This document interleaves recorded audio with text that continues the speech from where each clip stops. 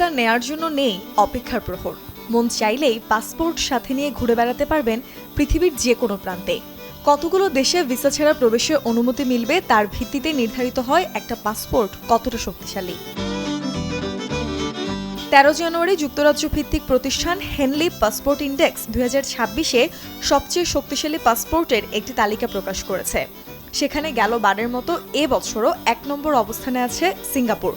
বিশ্বের 192টি গন্তব্যে ভিসা মুক্ত প্রবেশের সুবিধা বা অন অ্যারাইভাল ভিসা পাবেন তারা।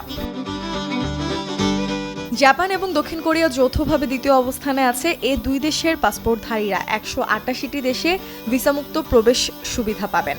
আন্তর্জাতিক সম্পর্কের শক্তি, শক্তিশালী অর্থনীতি আর বিশ্বস্ততা, এইসব কারণেই এই দুই দেশের পাসপোর্ট এই সুবিধাগুলো পায়। ইউরোপের 5টি দেশ ডেনমার্ক, লুক্সেমবার্গ, স্পেন, সুইডেন ও সুইজারল্যান্ড। তালিকা তৃতীয় অবস্থানে থাকা এসব দেশের পাসপোর্টধারীরা 186টি দেশে ভিসামুক্ত প্রবেশ সুবিধা পাবেন।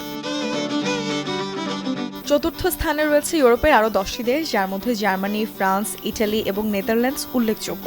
এদের ভিসামুক্ত গন্তব্য সংখ্যা 185টি।